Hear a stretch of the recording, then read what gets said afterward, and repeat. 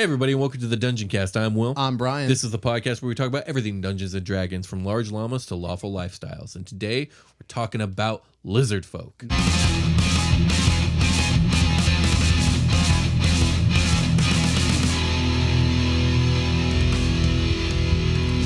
Dungeoncast. All right, Brian. This is an interesting episode. We're talking about Lizardfolk. Yeah, and our low key obsession with them. I do like them a lot. And DMs. Yeah, and I do use them a lot, and I think they're generally well liked. They're a mob. Okay, first off, the last mob. Not the last mob. It's one of the mains, right? It's not one of the 5 that I named in the. Oh, that's episode. Right. You're right. It's just some other mob. It's just some other mob. And the thing is it really a mob, or are they people too, Brian? Because they're Lizardfolk are people too. The new title of the episode. They're a playable race. Yes, they are. And so in Volo's Guide, right? In Volo's Guide, yeah. I actually had a conundrum. Do I make this a Monster Mythos episode, or do I make it a Races of the Realm? What is it? Well, I decided to let Twitter decide. And they overwhelmingly voted that it's a Races of the Realms episode. The internet generally likes things to be like a people. They don't like to just, they're mindless beasts. Yeah. I think it's more interesting if they're a culture. And I agree. So this will be a Races of the Realms episode. I think it was like 70 to 30%. That was the ratio of. That's a lot. Yeah, it was a landslide. Usually the old school players are like, no, that's a monster. You can't do that. That's understandable because traditionally they are monsters. But first, they're fucking horrible. They can be. Well, yeah. Well, in my experience, they're very as interesting. A player. And so Lizardfolk. They're either horrible or they're dead. That's my experience as a player. They're washing up on beaches. Yes. Well, yeah, that's in that game. All right, so Lizardfolk, what are they? They're giant lizard people. Yeah. There's no mythology necessary. There is none. They're just lizard by giant, dudes. They're like bigger than humans, right? Yeah, they're quite hulking. I find that this is commonly the way it works is either the D&D monster has some sort of mythological basis, or they just took a human and a animal and they slapped them together. I thought you were gonna be like, or they're just big as fuck. Or they're just big as fuck. That too. They're big. They're scaly. They got sharp teeth, claws, etc. They're very different looking from Dragonborn though, who have all those things. Yeah, well, Dragonborn look like dragon men, while lizard folk look like lizard men. So there it is. So dragons and lizards not necessarily the same looking, but can be, but aren't. In D&D, vanilla D&D or D&D plain. Mm-hmm. D&D Classic. D&D Classic, they're different looking. One's green and one is only green sometimes. Yeah, that's true. I mean, draconic features tend to be like almost a mixture of like dinosaur and lizard. Yeah, totally. While lizard folk, they look like big iguana men. Big iguana men. And they tend to be naturally colored like lizards, like greens and browns and stuff that can camouflage well in their habitat. Damn, you could like really split it up to be like some Komodo dragon looking motherfuckers. Oh yeah, that'd be awesome. Yeah. I also like the idea. See, like lizard folk are traditionally like jungle and swamp dwellers, but why not have like desert lizard folk with like like horny toad looking dudes? Oh god, that'd be super cool. Some like fucking geckos. That'd be cool too. Yeah, why spiked not? Geckos? Yeah, that'd be cool. Fucking shout out to Jake. I know you like those spiked geckos, bro. Okay, all right. Special guest Jake. So lizard folk are traditionally monsters. But they as the editions have kind of gone on, they've continued to ride the line between being a playable race and a monster. Now, 4th edition didn't have them as a playable race, but you could. 4th edition had a thing where if you went into the monster manual and you went to the back of it, they had like little NPC blocks that you could kind of use as playable race blocks. I remember that the 5e handbook has something like that too, right? If it does, I don't remember. But that's because there's so don't much quote me stuff on to that, remember. everybody. Sorry, but that doesn't matter anymore because now they are official playable races, and I think this is fitting. But also, I can see the argument for the other side because, in like the Kenku are really hard to roleplay. These guys are really hard to roleplay. Thank you for reminding me. Thank you to all the people that commented on the Kenku episode with some really, really good, interesting concepts to roleplay a Kenku. Yeah. That is particularly the person that was like, I'm going to have a soundboard at the table. And that was cool. That was cool. Oh, that's solid. Yeah, that's that is super awesome. DM approved on my end. Indeed. And I think, as I suspected, a lot of people were homebrewing the bullshit out. So yeah. So there was that. All right, let's get back to Lizardfolk though. So they're usually depicted as extremely primitive tribal people that dwell in swamps or jungles. Yeah. They're not stupid, but their intelligence does tend to be lower because they're just a primitive people. Right. Like they're generally unclothed out there with spears. They've got like animal skins and like I think the monster menu has them with like a turtle shell big shield. turtle shell shield. Yeah. And they're really fucking cool. But they're extremely territorial and extremely xenophobic. Oh, sorry. They're extremely xenophobic. Right. They kind of like they kill on sight if someone comes into their territory. Now, this is not due to like what we would like. They're a very non-human race. They're very alien minded. So like the reason they're xenophobic isn't the same reason that humans would be. Like humans like fear of the unknown or fear of the different. Like fear of like blankets with fucking flu viruses and cold viruses on them. Yeah, sure, that. The reason that they're so extremely territorial and xenophobic is simply because trespassers are simultaneously seen as a food source and as competition for their resources that they have in their protected territory. They're very clinically minded. They're very cold, calculating, and extremely unemotional. They are not sentimental in any way, shape, or form.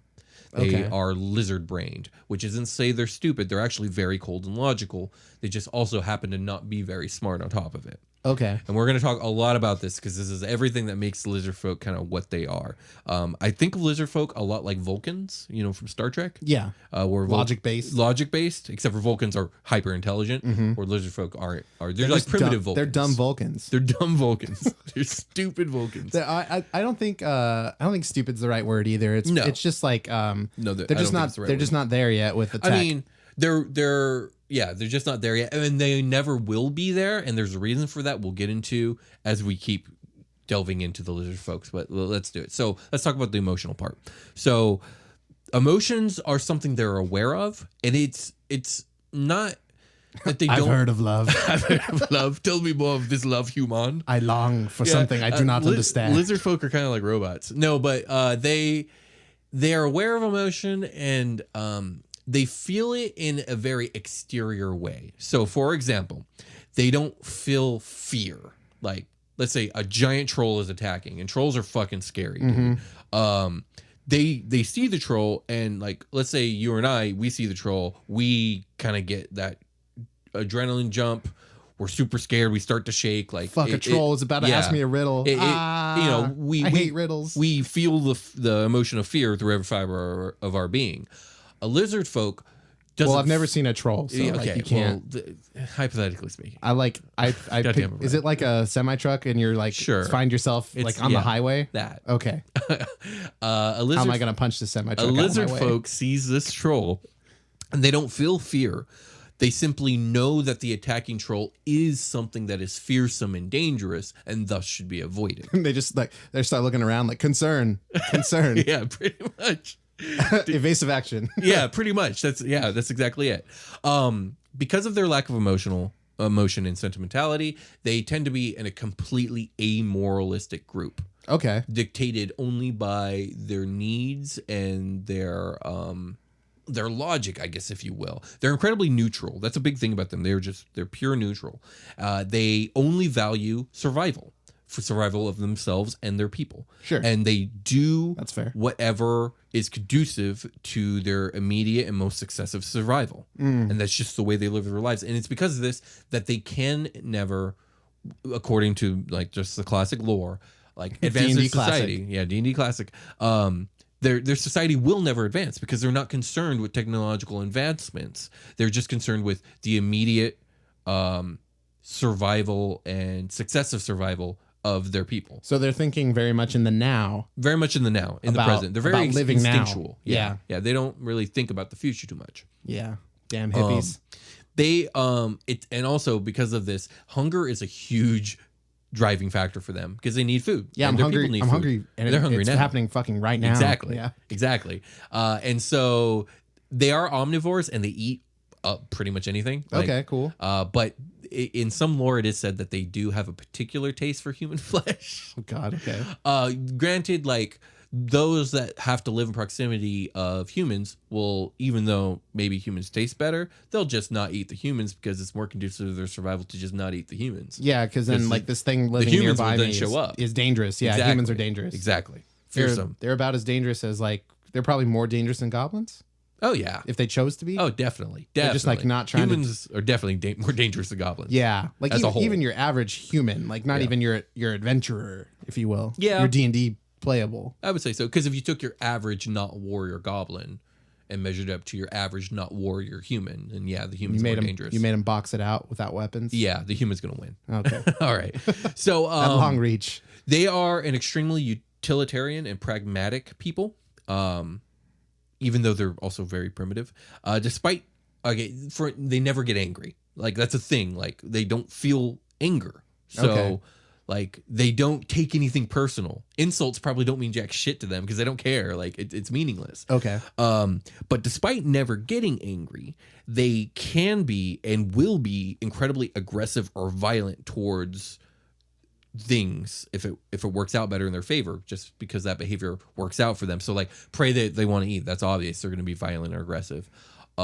Creatures, if they're dealing with a creature that's a problem or a threat in some way, and either they can't deal with them in a way that isn't violent, or if violence is actually just the quicker, easier way, they'll just be violent and aggressive. Right. And so it seems like they're cruel, but there's It's actually no survival-based. emotion behind it. Yeah. Yeah. It's all survival based with them.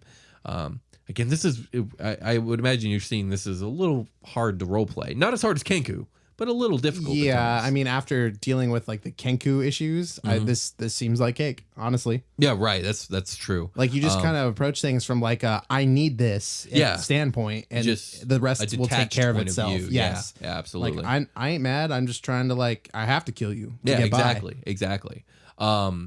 Another thing about their cold calculating this. Well, we'll get into that later. But let me go through my notes in the order that I wrote them. Furthermore, art and beauty meaningless to them. There's no Doesn't help utility you to survive. them. Yeah, there's no utility to them. What is that? Survival and use are everything to them. A beautiful sword with ornate jewels versus like a really ugly sword that's like sharp and good. Like they're gonna go with the ugly sword. Ooh, sharp and every good. single time. You could sell the good stuff, I guess, the art in that sense. Like, oh, we need money to do this. Okay, let's get into that because you're right. And lizard folk that become cultured enough to realize that will realize that. Lizard folk are naturally xenophobic and territorial, but when forced into situations where they have to work with other societies, once they do that, they realize how beneficial that is, and then they're open to it. Because again, they don't fear which is different and unknown. They have no social anxiety. They have no social anxiety. Exactly. They're just like, oh, this works out great for us. Let's keep doing this. Sweet, nobody died. Yeah. Sell more art. So I think this is a great way to open the door to lizard folk adventurers because once you get past that xenophobic barrier, all doors are open. Like lizard folk are open to anything that makes surviving better. So like I just like ran a musical through my mind. I'm a lizard folk with emotions. yeah, sure. I'm leaving this place for good. That'd be kind of cool if you were like some weirdo lizard folk. Yeah. Like, that's why you leave your people because they're like really unemotional assholes and like you have a soul. Jimmy, I told you to stop painting for the last time. Why do you keep singing, Jimmy? I love it, Dad. What is this love? It's High School Musical, but at the end Sure. you don't play basketball and sing. You just go fucking start like hanging out with your tiefling wizard friend and you start delving into dungeons. I wish we had done this episode a week ago because a week ago I hadn't been forced to sit down and watch High School Musical with my girlfriend. Oh my God, you just understood my reference. Yeah, and now I did, and I'm sad. I'm super sad about it. Can we Brian. rest it away? Yeah, let's rest it away.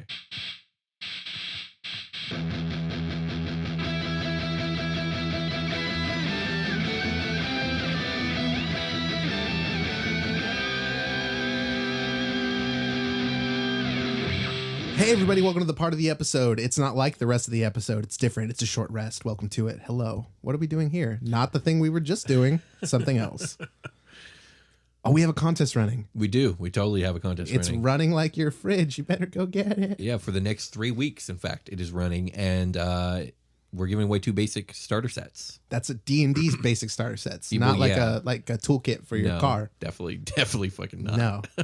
No. Yeah, we're giving away 2 starter sets. Not on some cleats March and a 1st, soccer ball and some shin guards for soccer. On No, March, not those. On That's March 1st, we are giving away 2 basic starter sets. And there are 2 ways to enter. And in fact, you can enter twice. That's the right. first way to enter is share a link to our show on Twitter with the hashtag Dungeoncast, I will go ahead and catch that and add you to the list. The second way to enter is to leave an iTunes review between the dates of February 1st and March 1st, and you'll be entered that way too. So if you do both, you'll be entered twice. You'll be seen by Will and entered into our contest. Indeed. 2 entries possible. You can enter twice. We're also giving away 2 prizes. Giving away 2 prizes. A lot of 2s. This is the magic. You can find us on soundcloud.com/thedungeoncast. You can find us on YouTube by searching the Dungeoncast. Thank you, Josh Freeland. You can find us on Twitter where we're running our contest at the Dungeoncast. You can email us. thedungeoncast@gmail.com is our email. What else? What else can you do? Any podcast app, any of them, they have us. Find us there. All right. Let's go back to the show. Indeed.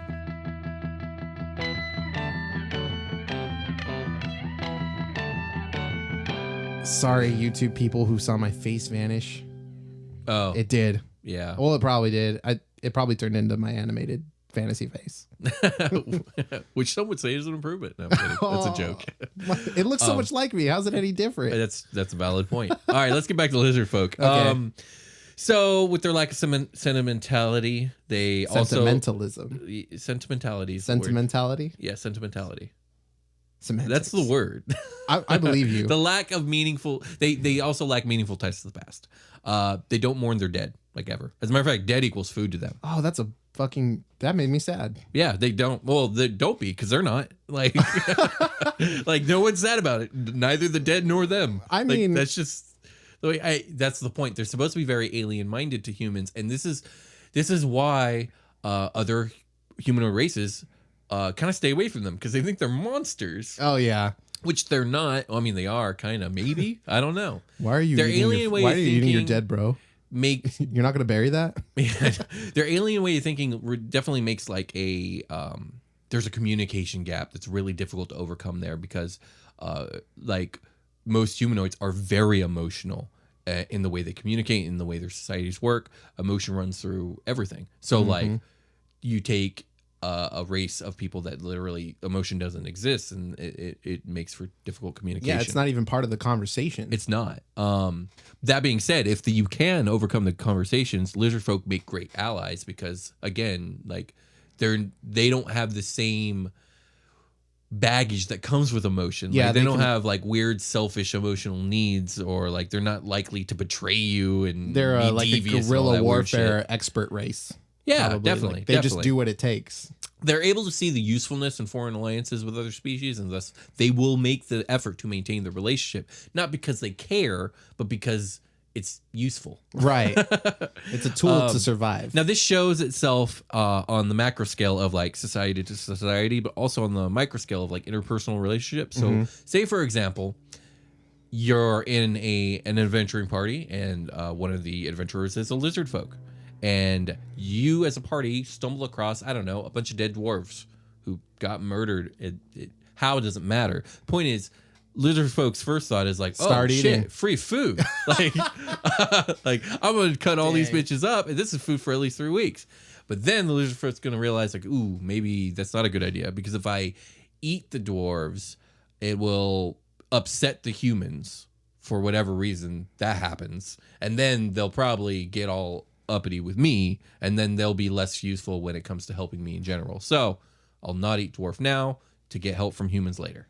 Okay, so they can they have the foresight to do that. Indeed. And also, like, if there's dead dwarves here, there might be some living dwarves elsewhere, and if they roll up on you and you're eating their bros, they're gonna think you killed them.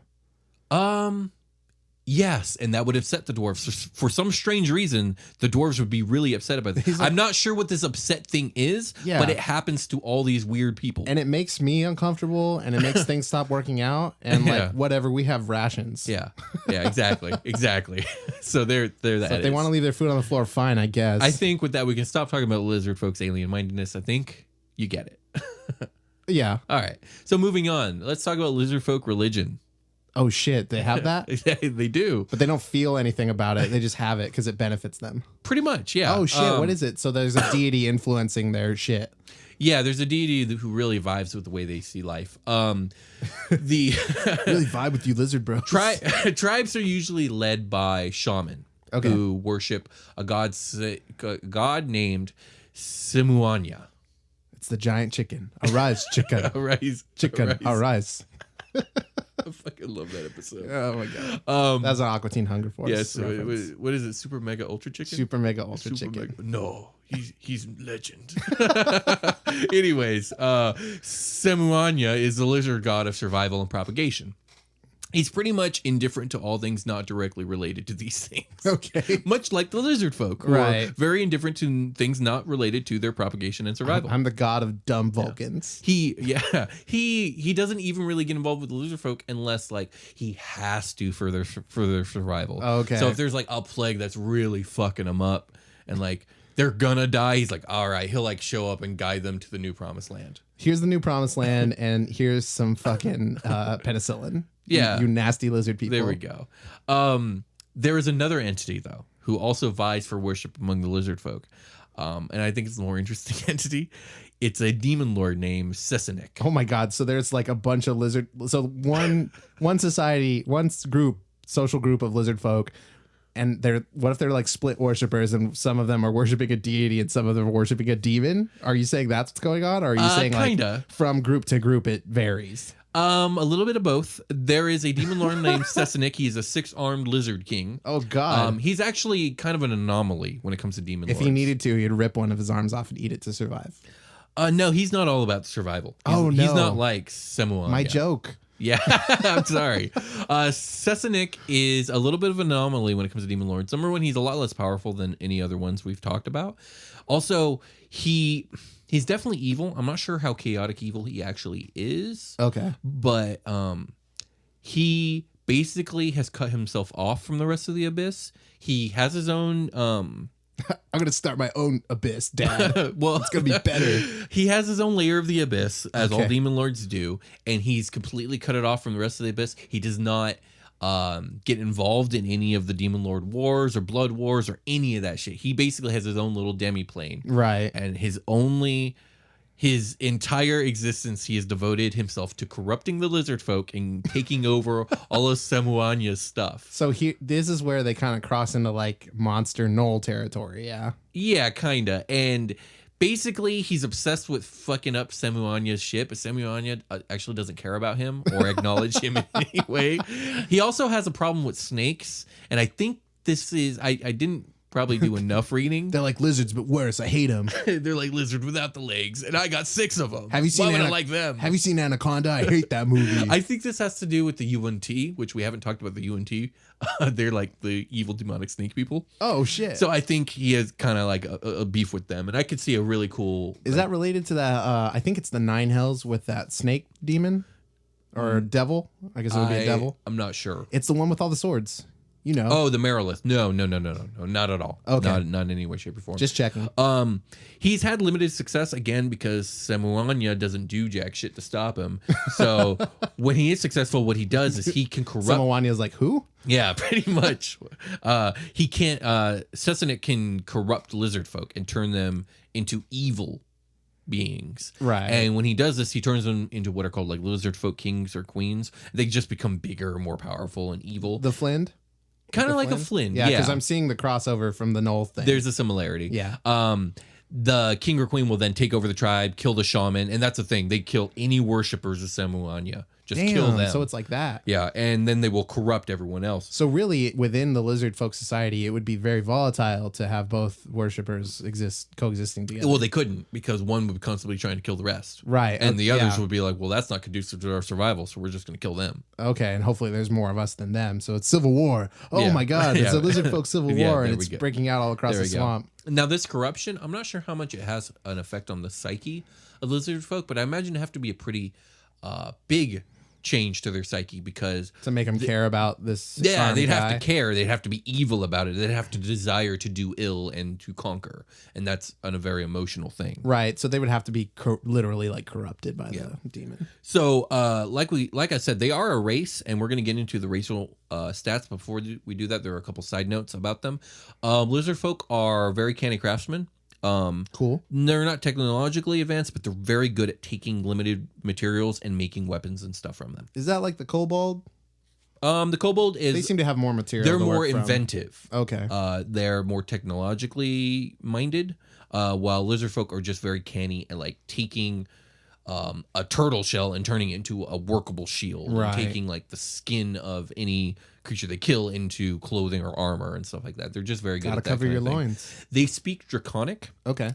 No one really knows why. It's said that maybe a dragon taught a group of them Draconic a long time ago, and it just kind of just went from there. You guys are walking now, so I think you should learn a language. It should be my language. And black dragons do tend to take lizardfolk on as minions, and that's the thing. Lizardfolk will serve them because it's conducive to their survival. So They're like, hell yeah, dragon protection. yes. A+. So in the campaign that you were in, where you had to deal with a bunch of lizardfolk, Well, mostly not. Not really. Well, They're that's all true. fucking dead They were all all the time. fucking dead all the time. Sacrificed to fucking...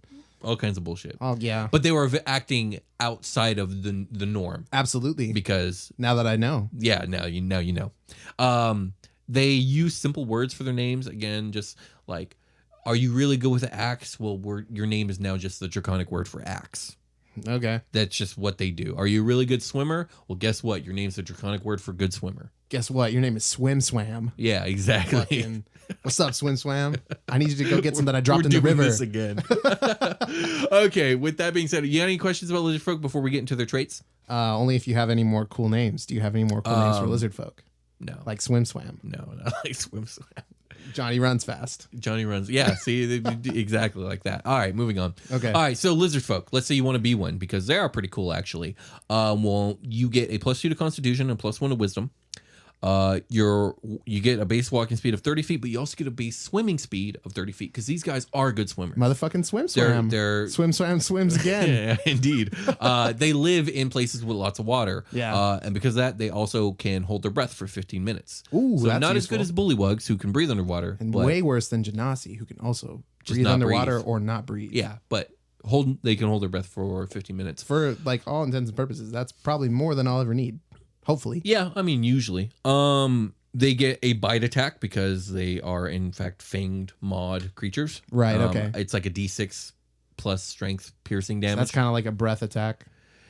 Yeah, it's just like, Comparable in if you're damage. completely disarmed, well, guess what? You're not. Yeah, you got 'Cause some you got your Vulcan face. teeth. I still have my face, bitch. Surprise. Indeed. They, as a part of a short rest, they can craft stuff. So they can take bone and hide from a slain beast, a construct, a dragon, a monstrosity, or a plant of a creature size small or larger, and create one of the following items with those materials. Either a shield, a club, a javelin, or 1d4 worth of darts / blowgun needles. Damn. So that's pretty useful if you're in a situation where your weapon gets fucked up or stolen or whatever. Yeah, absolutely. This thing's like the ultimate ranger. It's really fucking cool. Like, here, bro, I'll make you this club right now. Yeah, Let's we're just good go to go. find like a deer and Yeah. I'll fucking use its femur bone or Yeah, something. indeed. Okay. Hunter's lore, you gain proficiency with 2 of the following skills of your choice: animal handling, nature, perception, stealth, or survival. I think you know how I probably feel about this feature. It's mechanically very sound, much like the Kenku, extremely lazy. Just pick 2 that fit the best and go with it. Like, the flexibility of that is, for me, it's lazy building, but also like, I don't know. It just feels not right to me. Just pick one. Yeah, just pick. Well, in this case, 2. Just pick 2. It should be survival, obviously, because that's what they do, and nature, because obviously that's what they do. Moving on. Sorry. And then lastly, or not lastly, there's 2 more. They got a lot of features, but this one's probably their most impressive feature: natural armor. They don't have to wear armor. Their hide naturally has an armor of 13 plus their dex mod. That's better than studded leather. That's some barbarian shit. Yeah. Nice. Yeah, a barbarian. See, here's the thing about a barbarian lizardfolk, though. You got to reflavor that rage. Yeah, probably. They don't feel rage. Yeah. So, but still, yeah. And that Or natural that's your armor plus thing. rage. That's your Yeah. what made you different is Yeah. you You get just get fucking so mad. pissed. You don't feel anything else but fucking anger. Well, you could be like a crocodile lizard folk, like a crocodile based one, because Okay. crocodiles do feel anger in real life. They actually have extreme sensitivity to feeling anger and aggression. Well, I don't want to know about real life. Well, This is a fantasy role-playing podcast, and I'm trying damn to it. apply it. I'm trying to apply it, I'm just sir. playing. I actually did not know that about crocodiles. Yeah, That's very yeah, interesting. they feel very aggressive and anger very easily. So you could be a crocodile lizard folk that rages. That makes them scarier somehow. Yeah. Oh yeah. Yeah. Yeah, fuck crocodiles. Fuck hippopotamus. Yeah, fuck them too. Fuck All right, them. moving on. Hungry Jaws. In battle, you can throw yourself into a ferocious feeding frenzy. There you go. You just go into a feeding frenzy, I guess. Oh, I activate my feeding frenzy. Yeah, Plus- there we go. Plus 2 to all my damage. Yeah. As a bonus action, you can make a special attack with your bite. If the attack hits, it deals its normal damage, and you gain temporary hit points equal to your Constitution mod. And you can't use this trait again until you finish short rest. Would you That's fucking take a super bite cool. out of it? Yeah, you take a bite out of somebody, and then like you feel better. Oh my god, I've been playing a lot of Breath of the Wild. You get like you can make food that gives you temp HP, like extra hearts. Yeah. It feels like that. Yeah, definitely, but a little more gruesome because it's like, oh shit, he took a chunk out of that dude. I just bit that guy's bicep clean off. Yeah. Oh Yeah, god. there you go. So yeah, that's what you get for Lizardfolk. I think they're a really cool race. I'd like to see more Lizardfolk. I would love to roll Lizardfolk myself. I think I'd roll a Ranger probably, That's cool. maybe. Also, I have an idea for a Lizardfolk who was born scrawny and like weak, and the Lizardfolk being what they are, they abandoned him, Okay, yeah. or maybe he was going to be eaten. You're gonna weigh us down. Yeah, you little or he weakling. was about to be eaten. Either way, a human saved him, an old human. Oh, who I know is where a you're going. wizard. Yeah, you did this with the Goliath. Yeah, I did this with the Goliath. Megamind. And he took, but this one's not going to be Megamind. Took him into the city, raised him as his own, and because of a mixture between the cultural raising from a human and the lizard folk mind he kind of has a complicated relationship with emotions. Yeah. Like he kind of feels them, but kind of doesn't. But either way, he was raised by a hyper intelligent person who raised him to be smart. And I would make this lizard folk either an artificer or a wizard. Either way, they're an inventor and then an engineer, like a and they supportive make stuff. Style kind of wizard. Yeah, and he works with tools and builds machinery and stuff. I love that concept. The artificer thing for sure. Mm-hmm. There's a really cool character in Friends at the Table that's a kobold that is an artificer. That's cool. I like that. I fucking love that character. It was really good. Awesome. So yeah, that's just my pitch for a lizardfolk character I'd be interested in playing. That being said, I think we're done here, and I think we should call it a Let's call it a game. game. That's usually what we do when we're done. We call it a game. Yeah. We'll talk to you guys later. Bye. Bye.